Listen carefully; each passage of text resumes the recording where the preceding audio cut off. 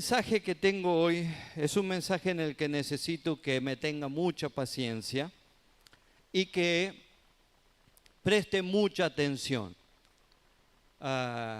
El título del mensaje es La dentera. Usted estará pensando, ¿qué es eso? ¿Sí? Tendrá que ver con los dientes. Y algo tiene que ver. Despacito, yo voy a tratar de explicarle esto que Dios ya me lo hizo trabajar en la costa. Yo estaba en la costa y no me despegué de la palabra ni un minuto. Y allá estaba trabajando esta palabra que quiero compartir con la iglesia. Así que le voy a pedir que me acompañe a Jeremías 31, versículos 29 y 30.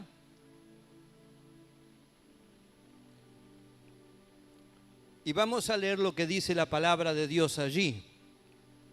Jeremías 31, versículos 29 y 30.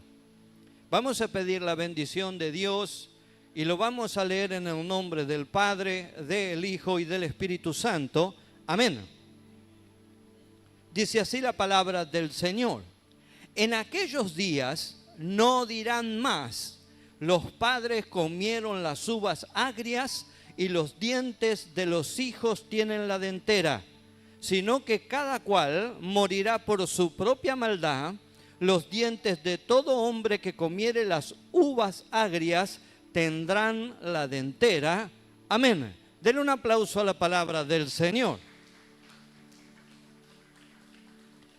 Muy bien. De los 7 pactos dispensacionales que tenemos en la Escritura, 2 pactos son realmente sobresalientes por cómo afectaron a las naciones en su formación y en su desarrollo. Sin duda, el primer pacto que afecta de manera global a las naciones es el pacto celebrado en el monte Sinaí. Es el pacto conocido como pacto mosaico, que Dios celebra con Moisés. Y entonces Dios allí le da la ley. Ley que tiene que Moisés transmitirle al pueblo del Señor. Esa ley constaba de 613 mandamientos. Usted dice, no, pastor, los mandamientos son 10. No. Son 613 mandamientos en total, los que incluye la ley dada en el monte de Sinaí. Pero aquí Dios anuncia otro pacto. Y sin duda este pacto afectó y afecta muchísimo más grande a toda la humanidad. Y es el pacto nuevo. El pacto nuevo es el pacto de la gracia. Es el pacto que está basado en la obra de Jesucristo en la cruz del Calvario. ¿Cuántos me están entendiendo? Quiero que digan amén. Muy bien, gloria al Señor. Dios anuncia la llegada de un pacto nuevo. Y esto nosotros podemos entenderlo bien leyendo no solamente Romanos y también Gálatas, sino que creo que el libro que mejor define lo que es el pacto nuevo es la carta a los Hebreos.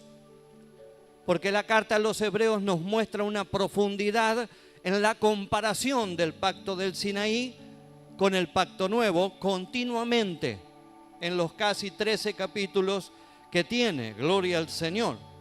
Allí en el libro de los Hebreos usted encuentra que el escritor califica el pacto de la gracia, el pacto nuevo, no solamente como distinto al del Sinaí, sino que usa la palabra, gloria al Señor, allí, distintos adjetivos. Nos dice que el pacto nuevo es mejor que el de Sinaí.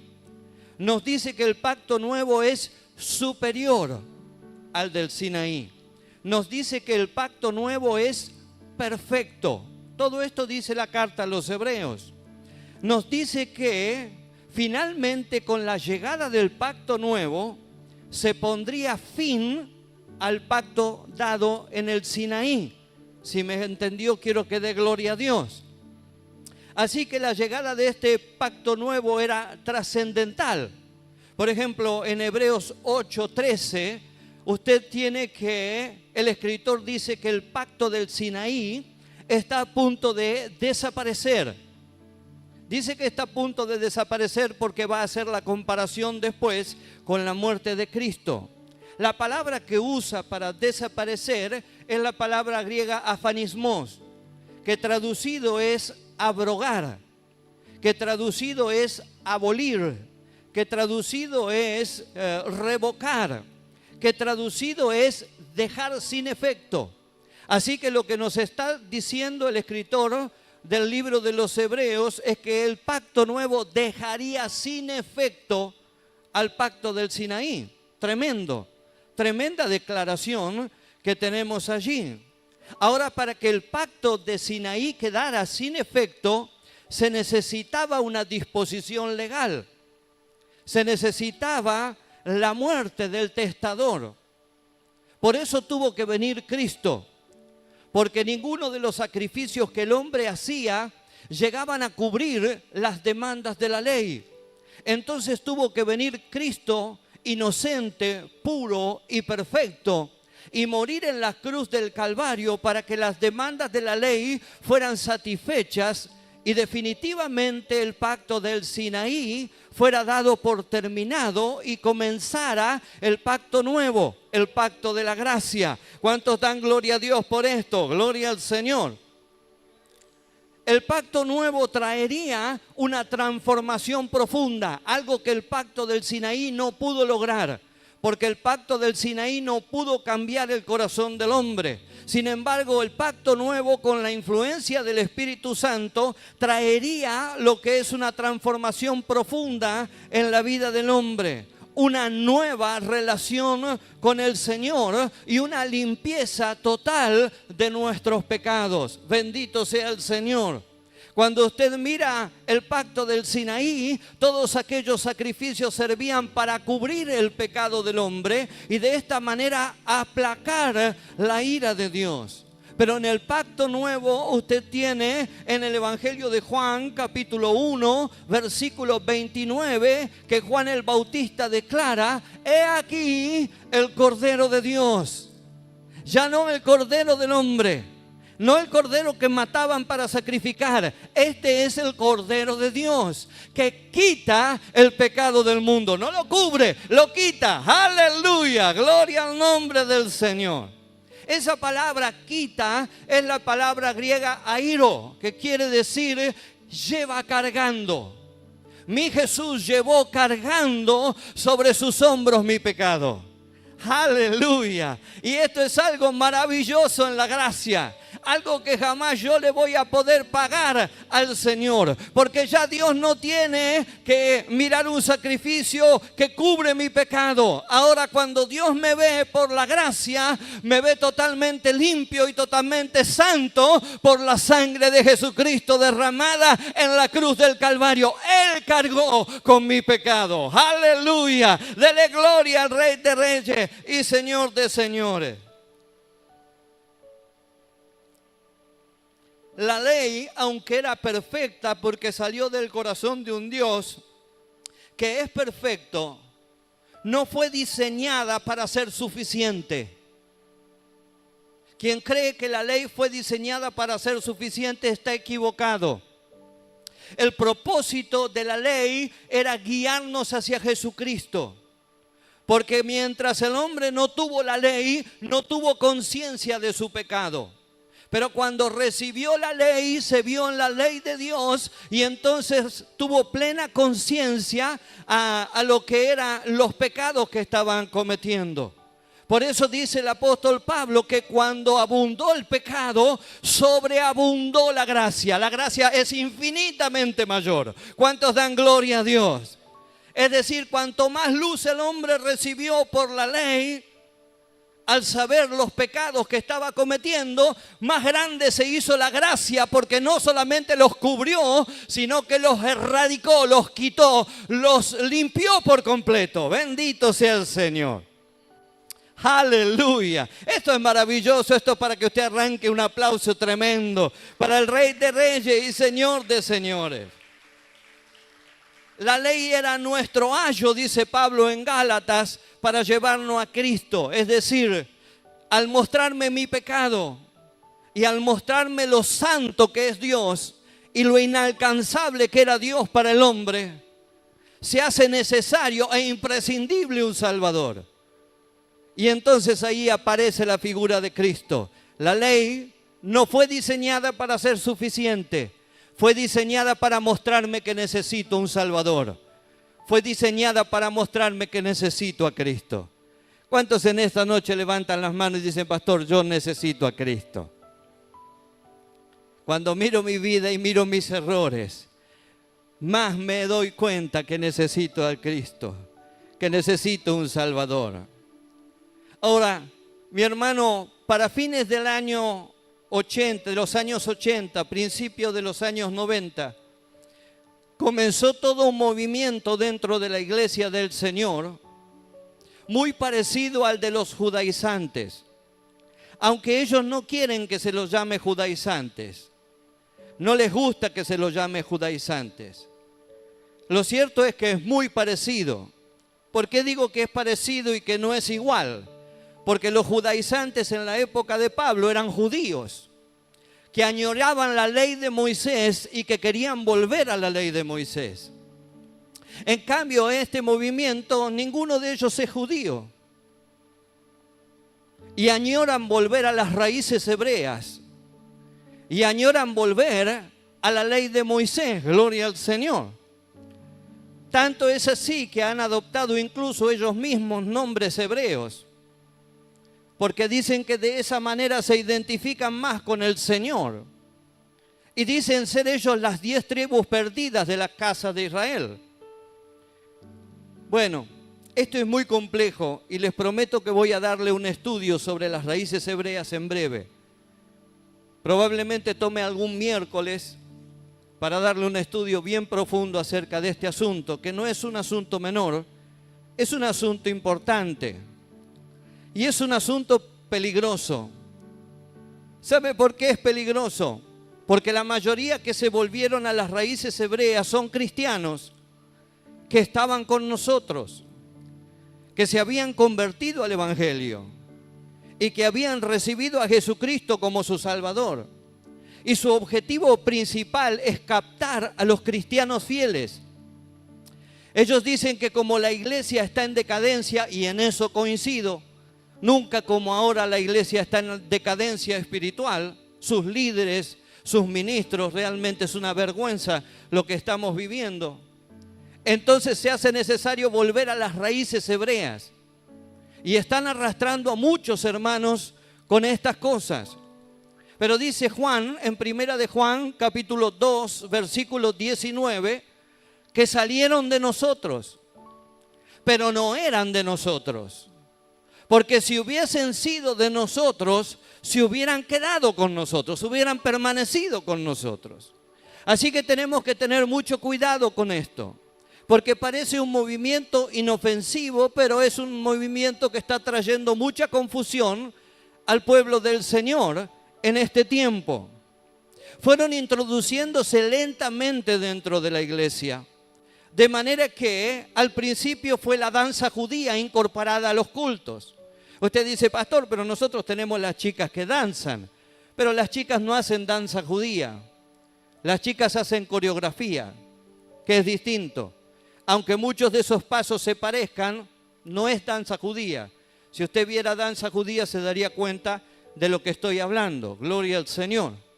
Pero ellos fueron metiendo la danza judía dentro de la iglesia. ¿Es inofensivo, pastor? Sí, claro que es inofensivo. Y hasta es hermoso ver cómo se danza en el hebreo.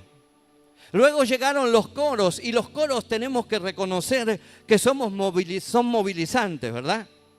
Hoy nosotros cantamos Yahvé, Adonai, Jireh, Rafá, y uno evidentemente se emociona con eso, ¿verdad? Porque son los nombres de Dios y nosotros reconocemos que esos son los nombres de Dios. Entonces produce una movilización dentro nuestro. Ni le cuento si cantamos coros realmente judíos con música judía, lo que eso produce. No sé si usted alguna vez lo escuchó, yo tuve la oportunidad de escucharlo. Es muy movilizante Es muy emocionante todo eso. Pero yo quiero mostrarle que de a poco esto se fue metiendo dentro de la iglesia de manera inofensiva hasta llegar a ser hoy un verdadero problema. Esto trajo tanta confusión, gloria al Señor, que después de los coros judíos vinieron los símbolos. Y entonces los hermanos comenzaron a colgar la estrella de David con la bandera de Israel dentro de la iglesia. Y entonces los hermanos comenzaron a poner el candelabro como símbolo dentro de la congregación. Y poquito a poquito la congregación se fue transformando. ¿Me va siguiendo? Gloria al Señor. Este es interesante, es importante, gloria a Dios. Luego de los símbolos llegaron la cultura hebrea metida dentro de la iglesia. Todo esto fue despacito, porque el diablo es muy sutil como para presentarse y decir soy el diablo. Así que se va a presentar de manera inofensiva para tratar de engañar aún a los escogidos, dice la palabra del Señor. ¿Cuántos están de acuerdo conmigo? Quiero que den gloria a Dios. Oh, gloria, ¿están sorprendidos o están asustados, me parece? Gloria al Señor. Libérese y denle un aplauso al Señor en esta tarde. Y entonces en esa cultura hebrea, los pastores se empezaron a vestir como rabinos y empezaron a usar el kipá. Y entonces la cena del Señor se empezó a servir al estilo la Pascua, con frutas y con un montón de cosas que tienen que ver con la Pascua, en donde se usa 4 copas y 3 panes. Ya no la Santa Cena como la instituyó el Señor, sino que ahora se celebraba la Cena del Señor como si fuera la Pascua judía. Parece que no es nada, ¿verdad? Pero Jesús dijo, un poquito de levadura leuda toda la masa. Y esto fue entrando dentro de la iglesia del Señor y después llegaron las doctrinas. Y entre las doctrinas vino mucha confusión a la iglesia. Y llegó la doctrina de la prosperidad, por ejemplo, en donde ponen la Torá por encima del Nuevo Testamento. La Torá es la ley, por encima del Nuevo Testamento. Entonces usted tiene una cantidad de predicadores diciéndole a la gente que somos cabeza y no somos cola. Que reclamen las empresas y que reclamen los autos de los impíos porque Dios se los entregó. Tengo una mala noticia si usted cree en esto. Si usted quiere ser gerente de la empresa, empiece por estudiar, por capacitarse, porque de otra manera no va a llegar al primer puesto. Y si usted quiere tener un auto, una casa, un buen confort, empiece por buscar un buen trabajo. Porque sin ahorrar el dinero no va a llegar jamás a tenerlo. Dios quiere dárselo.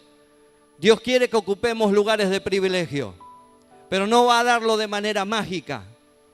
Eso tenemos que conseguirlo nosotros también con esfuerzo y con sacrificio. ¿Cuántos dan gloria a Dios?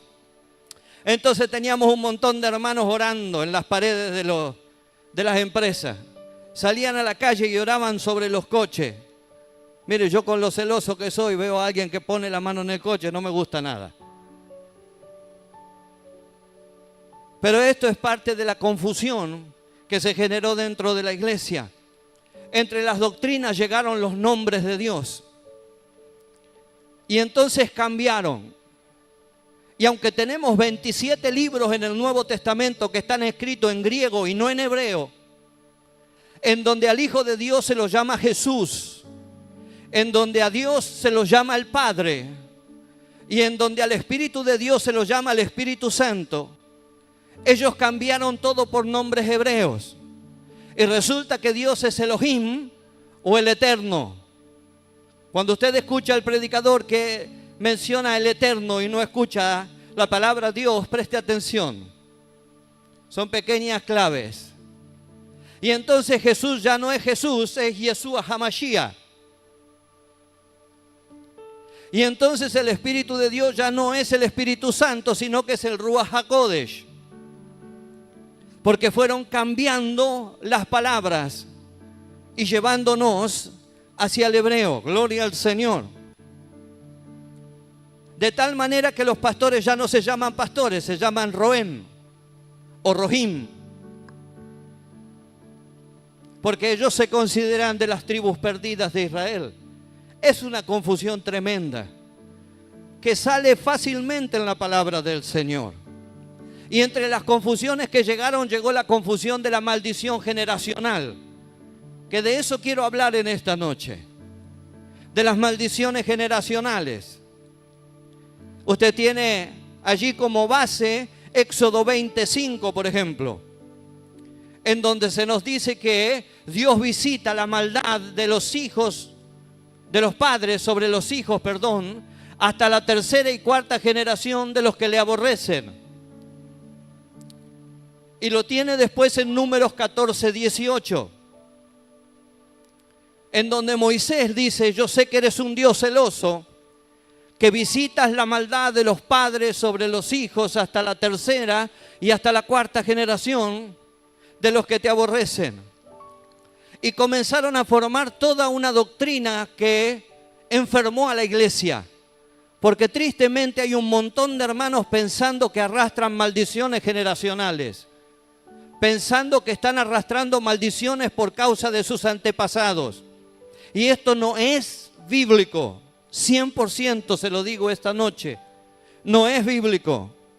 Las maldiciones generacionales fueron inventadas para confundir a la iglesia del Señor. ¿Qué es esto? Se nos dice que son pecados que se transmiten como una atadura espiritual de padres a hijos. No solamente pecados, puede ser también en forma de adicciones. Adicción a las drogas, adicción a la pornografía, adicción al sexo, adicción al alcohol, adicción al cigarrillo, transmitidas por un antepasado. Se nos dice que hay diversas enfermedades que se transmiten por maldiciones generacionales. Yo recuerdo una de mis tías que enfermó de cáncer, pobre, ya está con el Señor. Y ella me hizo esta pregunta. Ella me dijo: Cachín, ¿qué pensás? ¿Habrá una maldición generacional sobre mí? Y le dije: tía, ¿cómo usted puede pensar eso? Con tantos hombres de Dios y tantas mujeres de Dios que hay en la familia, con tantos milagros que han visto nuestros ojos, con tantas veces que hemos visto la gloria de Dios, ¿cómo usted puede pensar que hay una maldición generacional sobre nosotros? Aleluya. Bendito sea el nombre del Señor. ¿Me está oyendo? Quiero que dé gloria a Dios en esta noche. Entonces se nos dice que los problemas matrimoniales son transmitidos por herencia. Es decir, si vos te separaste, es porque alguno en tu familia se separó y te transmitió la maldición generacional. Lo mismo pasa con los problemas financieros. Si vos quebraste financieramente, resulta que alguno era medio tránsfuga allá atrás. Y entonces te transmitió todo esto. ¿Y cómo sos libre de esto? Tenés que ir hacia ellos para contarles tu vida, contarles tu pasado, y que ellos encuentren a ese pobre pariente para hacerlo cargo del problema que vos tenés, ministrarte liberación. Y entonces al ministrarte liberación se termina la maldición generacional, como por acto de magia. Ahora usted grabó bien ese versículo de Éxodo 25. ¿Lo grabó bien? Déjeme explicárselo. Dice Dios ahí que Él visita. La palabra visitar es la palabra hebrea pakad, que quiere decir que Él se preocupa por la maldad, que quiere decir que Él tiene memoria de la maldad, que quiere decir que Él tiene enumerada la maldad del hombre, que no le pasa por alto el pecado que el hombre comete. Gloria al Señor. Cuando dice que visita los padres sobre los hijos, la palabra hebrea que usa da a entender como un viaje de la vida. Es hasta la tercera y cuarta generación. ¿No se puso a pensar por qué?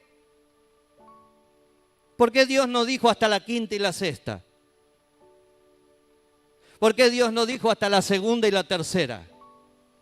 ¿Por qué Dios dice hasta la tercera y la cuarta?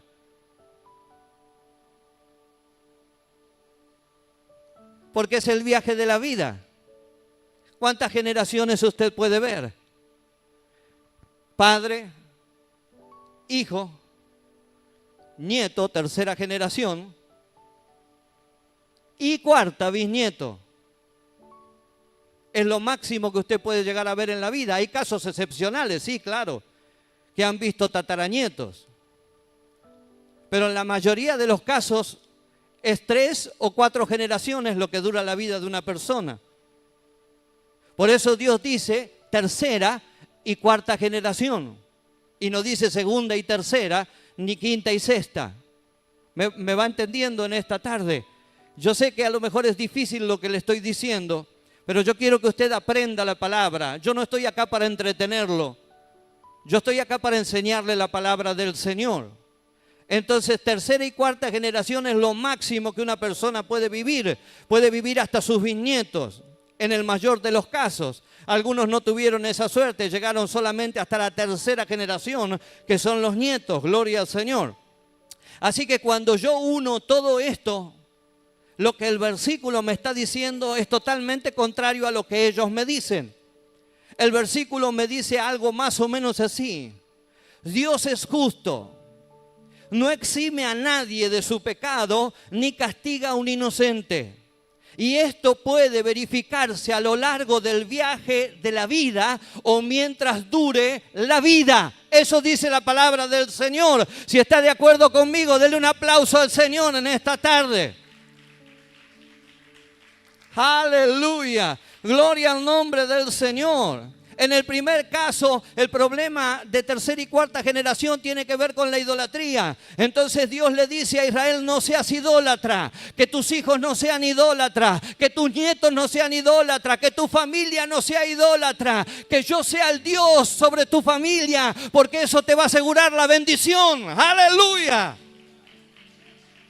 Y en el caso de Números, el problema es la incredulidad. Entonces Dios le dice: no seas incrédulo. Si algo Dios le duele es la incredulidad. Mire, no le dijo Dios a Pedro: ¿por qué me negaste? Pero le dijo a Tomás: ¿por qué fuiste incrédulo y no fuiste creyente? Si algo a Dios le duele es la incredulidad. Entonces Dios dice: no seas incrédulo, que en tu familia no haya ningún incrédulo. Cree en mí y serás prosperado. Cree en mí y serás bendecido. ¡Aleluya! Denle un aplauso grande al Rey de Reyes en esta noche. ¡Aleluya!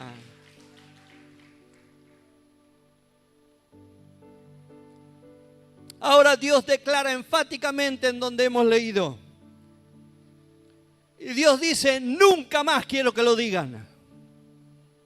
Nunca más quiero que mi pueblo diga esto. ¿Qué es lo que Dios no quiere que digan? Este refrán. ¿Leyó usted conmigo la palabra? Este refrán. No dice Dios esta doctrina.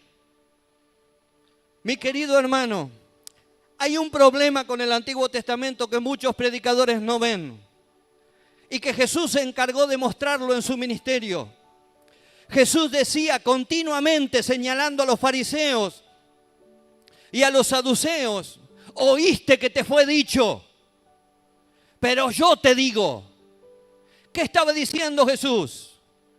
¿Sabe qué estaba diciendo en criollo? Estos te enseñaron mal. No era ese el sentido de la palabra. Los que oíste que te enseñaron no es correcto. Oí lo que yo te digo, que te va a ir bien. Bendito sea el nombre del Señor. Así que Dios declara: basta de refranes. No quiero que mi pueblo diga más refranes. ¿Qué es un refrán? Un refrán es un proverbio. Un refrán es un dicho popular. Por ejemplo, en casa de herrero, ¿saben, no por mucho madrugar. Ese es bien argentino. ¿Qué otro refrán saben? A ver.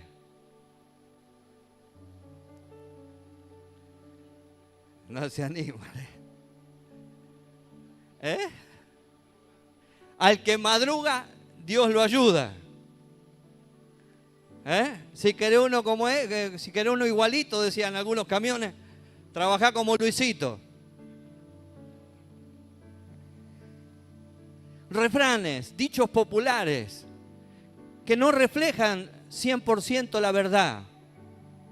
Son solamente cosas que la gente repite por tradición, de boca en boca. Pero que a veces terminamos creyéndola como que vienen de parte del Señor. Entonces Dios dice, yo no quiero que digan nunca más este refrán. Que los padres comieron uvas agrias y los hijos tuvieron la dentera. ¿Sabe lo que es la dentera? ¿Son curiosos? ¿Quieren saber lo que es la dentera? La dentera es esa sensación que agarra en la encía cuando alguien hace chillar los cubiertos. ¿Sí? O cuando alguien rompe una tiza en el pizarrón, ¿viste? Por ejemplo, a mí me hace mucho escalofrío cuando alguien muerde los cubiertos. Entonces mi esposa me mira, digo, no, ¿por qué comes así? Dime. Que yo doblo los labios. Abrí la boca para comer. Digo, no puedo, porque si yo muerdo ahí me hace mal. Me hace todo como un frío. Esa es la dentera. Entonces, ellos decían, nuestros padres comieron las uvas agrias y nuestros hijos tienen esa sensación fea, como si ellos las hubieran comido, aunque no las comieron. Pero ¿por qué Dios dice que no digan más esto? Mire, hay 4 cosas graves de este refrán que está convertido en una doctrina, en una creencia hoy en día, por las cuales Dios le dice, no digan más esto. La primera es que era un refrán de protesta, que ellos habían popularizado en Babilonia. Entonces, mire esta imagen. Viene su hijo y le pregunta, papá, ¿por qué estamos acá? ¿Por qué somos esclavos? ¿Por qué no estamos en Israel? ¿Por qué no somos libres? Y ellos le decían, porque Dios castigó a nuestros padres. Con este refrán le decían, Dios es el que castigó a nuestros padres. Y como nuestros padres pecaron, nosotros tenemos que ser esclavos. Y el chico decía, pero ¿qué culpa tengo yo si yo no pequé? ¿Se da cuenta? Era un refrán de protesta contra Dios. Como que Dios era injusto. Y si algo Dios no es injusto. Yo no sé la situación que podás estar viviendo en este tiempo. No sé si el enemigo te trabaja la cabeza y de alguna manera te hace sentir mal por lo que estás viviendo. Pero yo quiero que sepas ciertamente que Dios no es injusto.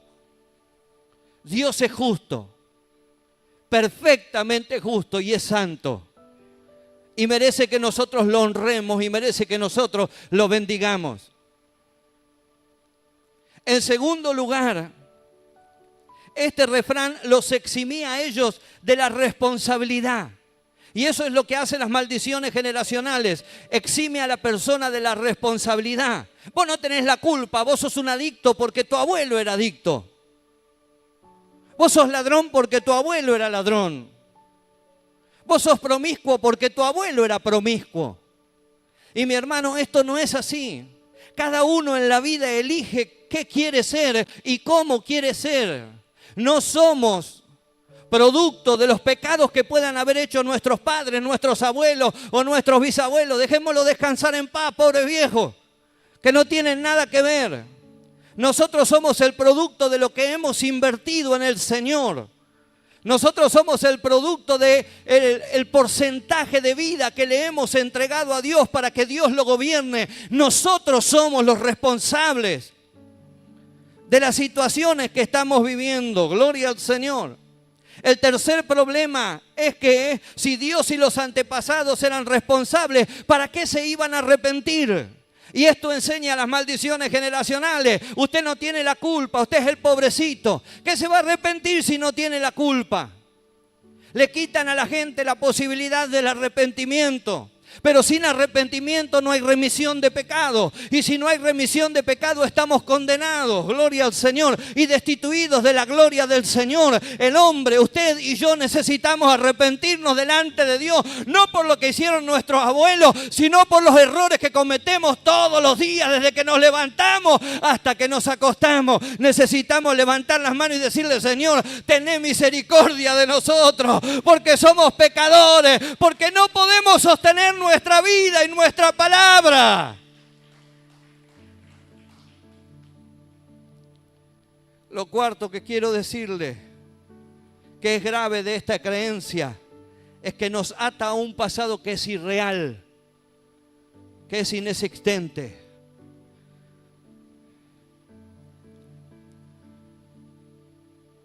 Ezequías, tremendo hombre de Dios. Manasés, de lo peor que hubo en Israel, y era su hijo. Josías, el nieto de Ezequías, de lo mejor que dio Israel. ¿Quién tuvo la culpa? ¿Dónde está la maldición? La Biblia muestra cada paso que es una mentira y es un fraude. Esta doctrina que ha intoxicado a la iglesia del Señor. Ahora déjeme decirle por último dos verdades, dos peligrosas verdades. La primera, es cierto que transmitimos una herencia, pero no transmitimos una herencia de manera mística y espiritual. Transmitimos una herencia con lo que decimos. Cuando usted a su hijo le dice: usted es un inútil. Cuando usted a su hijo le dice: ay, pero vos saliste igual a tu abuelo, borracho como tu abuelo. Usted le está transmitiendo una herencia. Usted lo está maldiciendo. A veces no nos damos cuenta. Yo siempre le digo a los hermanos que no cuenten cosas delicadas de la vida a los hijos, porque el diablo es muy sutil para engañarlos. Entonces usted le cuenta que fornicó, que engañó a su esposa, y le da los lujos de detalle porque usted se siente arrepentido, pero el diablo le trabaja la cabeza a esa criatura y le dice: vos también podés fornicar, porque si Dios lo perdonó a tu papá, mira, tu papá ahora es un siervo de Dios, también te va a perdonar a vos. Entonces seamos inteligentes a la hora de hablar. Pablo dijo que todo me es lícito, pero no todo me conviene. ¿Qué me conviene que sepa? Y esto no es mentir, esto es ser inteligente. ¿Qué me conviene que sepa? Yo me di cuenta hace unos días atrás, hablando con uno de mis hijos, que me había equivocado. Y le pedí perdón al Señor. Porque yo siempre le decía que el abuelo nunca quiso predicar, que nunca quiso estar en el púlpito. Y él me dijo: yo quiero ser como el abuelo. Y a mí me dolió. Y el Señor me dijo: vos se lo dijiste. Porque él no lo sabía. Vos se lo enseñaste. Entonces tuve que hablar con él y le dije: mirá las cosas buenas del abuelo. El abuelo fue un gran hombre de Dios y me marcó en la vida. Como decía una frase por ahí, me enseñó todo menos a vivir sin él. Pero el abuelo no fue perfecto. El abuelo dijo que se convirtió a los 30 años a pesar de haber nacido en un hogar cristiano. Y que hubiera dado todo por volver el tiempo atrás. Pero vos tenés un padre que es pastor. Tenés una mamá que tiene don de profecía. Tus hermanos ministran en la alabanza. Ama shika lama yasama. No tenés por qué aferrarte a una imagen negativa. Tenés que aferrarte a una imagen positiva y tratar de ser el mejor hombre de Dios posible. Para vos, para tu esposa, para tus hijos y para los hijos de tus hijos. Aleluya. Bendito sea el nombre del Señor. Se da cuenta, a veces nos equivocamos con lo que hablamos. Y tenemos que ser cuidadosos porque cuando hablamos Podemos estar transmitiendo algo que puede llegar a atarlos a ellos emocionalmente o espiritualmente. Pídale al Señor sabiduría. Señor, yo reconozco que hay una gran diferencia entre mi generación y la generación de mis hijos, y ni te cuento con la de mis nietos. No sé cómo hablar con ellos, no sé cómo entenderme con ellos, pero si tu Espíritu Santo me capacita, yo voy a poder hablar lo que edifica, y de mis hijos y de mis hijas van a salir siervos y siervas para la gloria y para la honra del Señor. Señor, yo no sé hablar, aleluya, reconozco mi torpeza, pero acudo a la presencia del Espíritu Santo para que Él me capacite, para que yo pueda hablar lo que realmente va a tocar su corazón, lo que realmente va a quebrantar su corazón y lo va a convertir en un siervo de Dios para la gloria del Señor. Aleluya, dale gloria al Rey. Transmitimos una herencia con los hechos. Usted no le va a poder decir a su hijo que no mienta si usted es un mentiroso. Usted no le va a poder decir a su hijo que no robe si usted roba. Usted no le va a poder decir a su hijo que no haga trampa si usted hace trampa en el trabajo. Alguna vez los cristianos tenemos que compaginar lo que somos con lo que decimos ser. Alguna vez los ministros y los pastores vamos a tener que compaginar lo que predicamos con lo que vivimos. Oh, gloria al nombre del Señor. Porque ellos van a seguir más nuestro ejemplo que nuestras palabras. Alguien dijo que hay 5 evangelios: Mateo, Marcos, Lucas, Juan y yo. Y que la gente, el único evangelio que lee todos los días, porque es el que tiene a mano, es yo.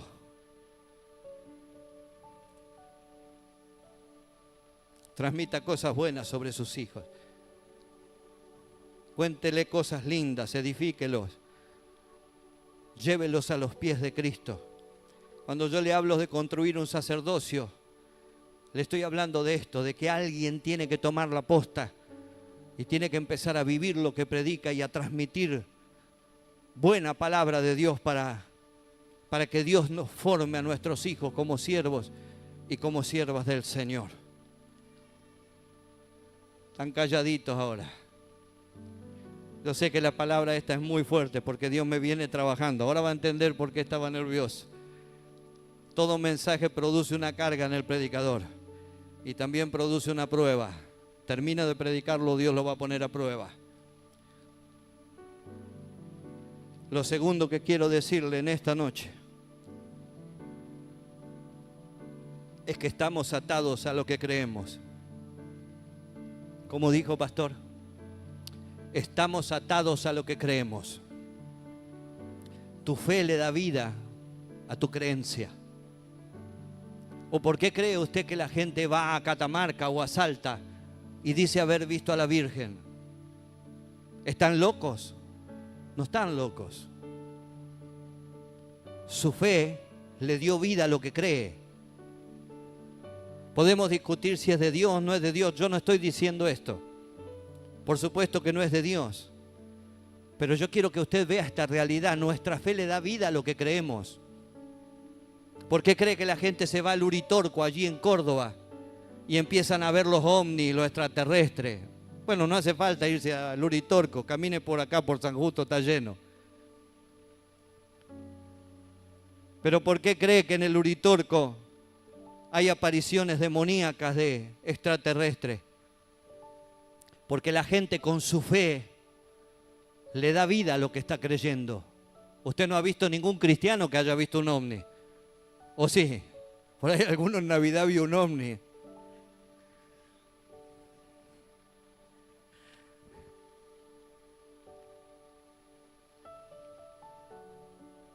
Más allá de la broma, usted entiende lo que estoy diciéndole en esta noche.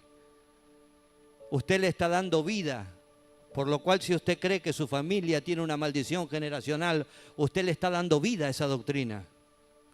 Y está atándose usted y está atando toda su familia. Ya le dije que esa doctrina es un fraude, porque está mutilado el versículo. Nadie dice que es de la generación que aborrece a Dios. El versículo termina: de la generación que le aborrece. Yo no le aborrezco, yo le amo. Así que a mí no me llega. Tenga cuidado con lo que usted le da vida, porque eso que usted le está dando vida lo va a gobernar, su creencia lo va a gobernar. Yo prefiero creer que soy un hombre bendecido por Dios. Yo prefiero creer que a pesar de todos mis errores y de todas mis deficiencias, soy un hombre mimado por Dios. Prefiero creer que la bendición de Dios está sobre mi esposa, que la bendición de Dios está sobre mis hijos. Prefiero creer que la bendición de Dios no solamente se va a quedar en mi esposa, en mis hijos, viene para mis nietos, para mis nietas todavía, porque son 2 mujeres hasta ahora. Gloria al Señor. Y seguirá para mis bisnietas la bendición del Señor. Y que la bendición de Dios que está sobre nosotros no hay manera que el diablo la pueda cortar.